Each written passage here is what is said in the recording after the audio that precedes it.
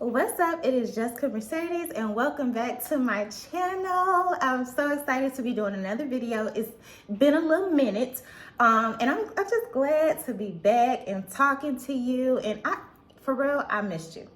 And as you can tell by the title, today we're going to be talking about money, specifically a realtor's money, a real estate agent's funds, our commission.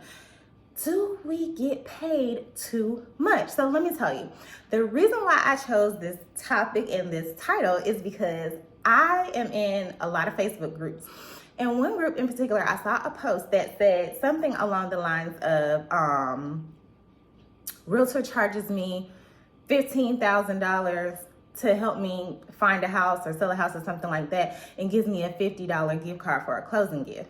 And I was like, first of all, I was taken aback because the group was specifically for people who are trying to purchase homes, not sell. And my first thought was, buyers don't pay realtors, so why are they posting this? It's very ignorant. And at first, I was in my feelings, and then I had to remember that one of our Keller Williams models is communication, seek first to understand. And I was like, well, maybe this person just doesn't understand how it works. Maybe they don't know that real estate agent, yeah, the commission might say $15,000, but by the time they actually get the check, it's going to be less than half of that, okay?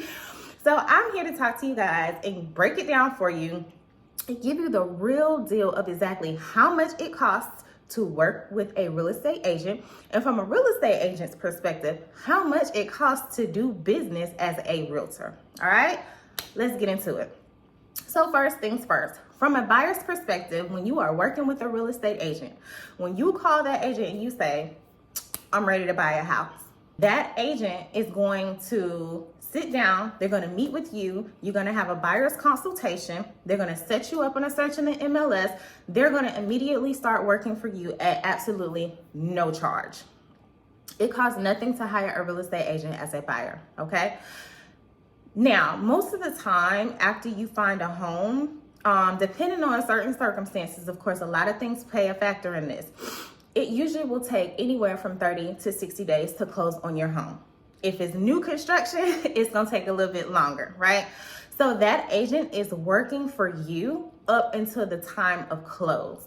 If it's taking you 3 to 6 months to actually find a home, that is 3 to 6 months of someone's time, someone's gas, someone's expertise, absolutely free, that you have utilized, right?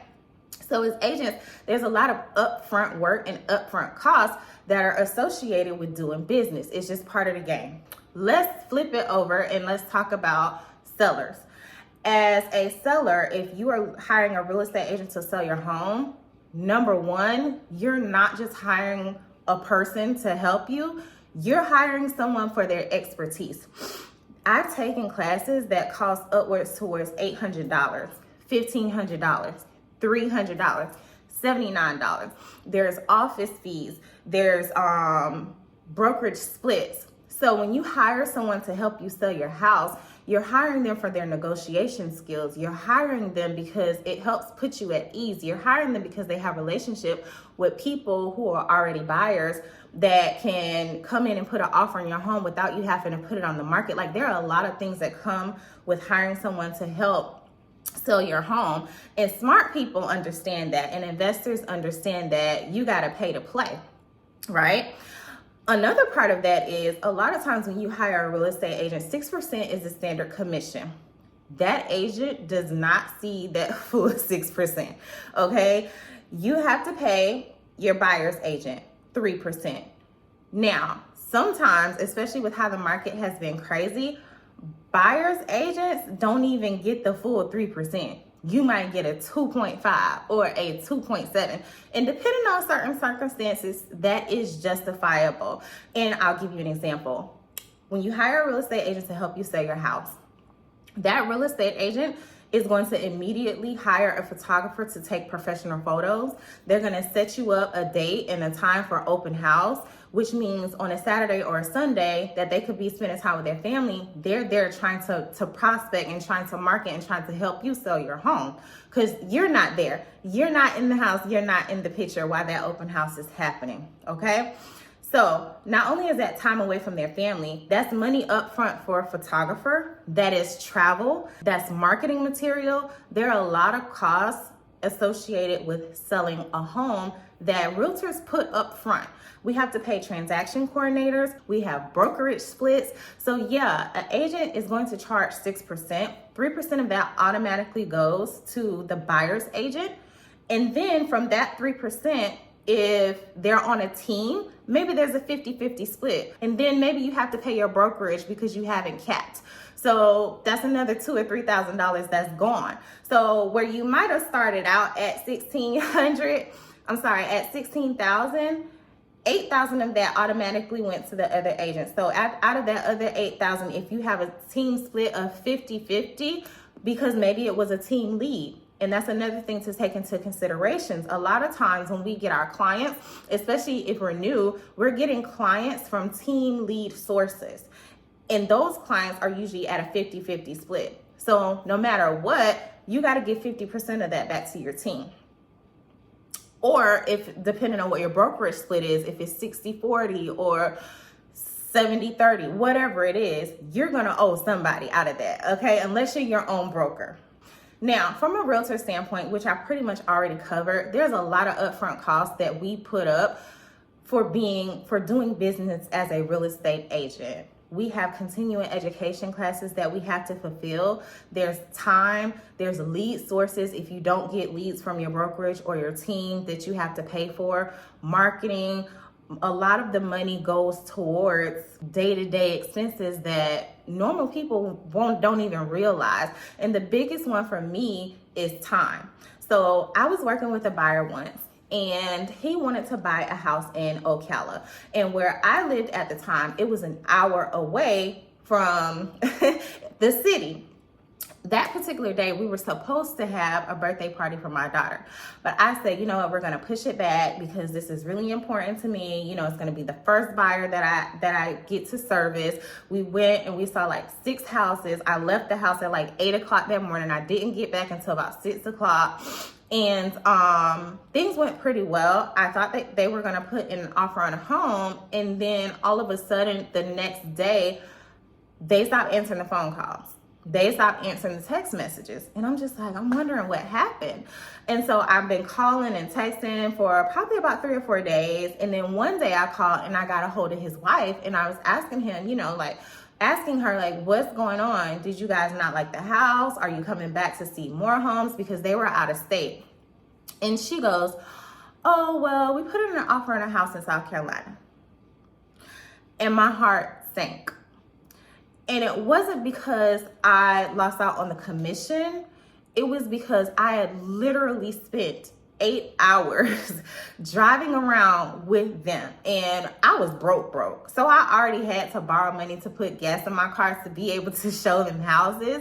But the fact that they didn't give me the common courtesy of at least saying, you know what, this isn't going to work, and giving me the opportunity to be able to refer them to an agent in South Carolina so that I could at least get some type of commission or some type of a referral fee, they just completely ghosted me.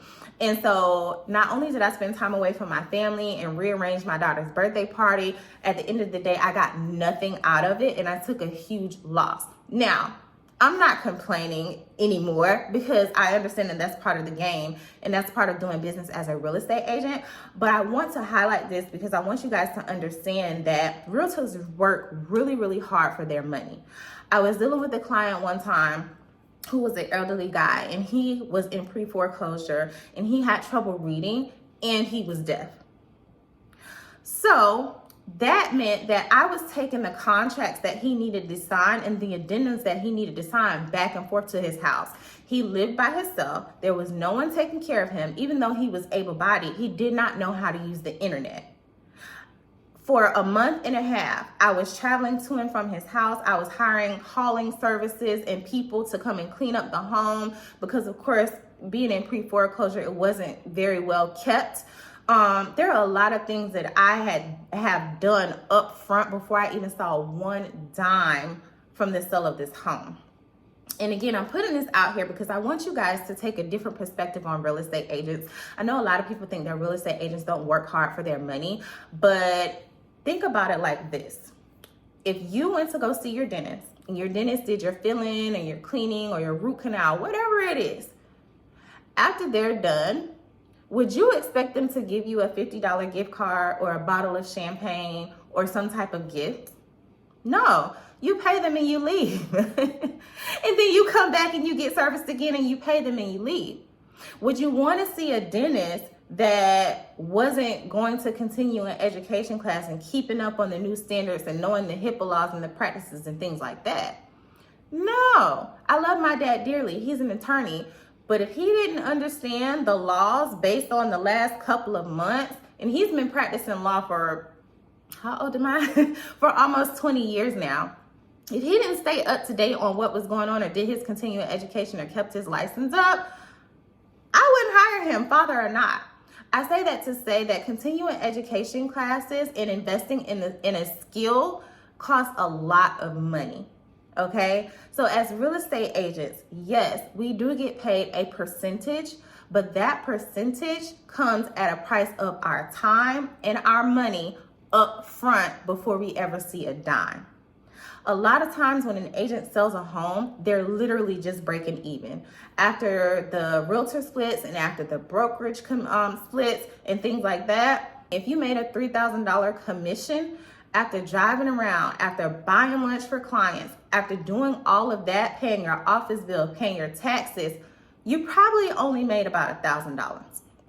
So that's my spiel.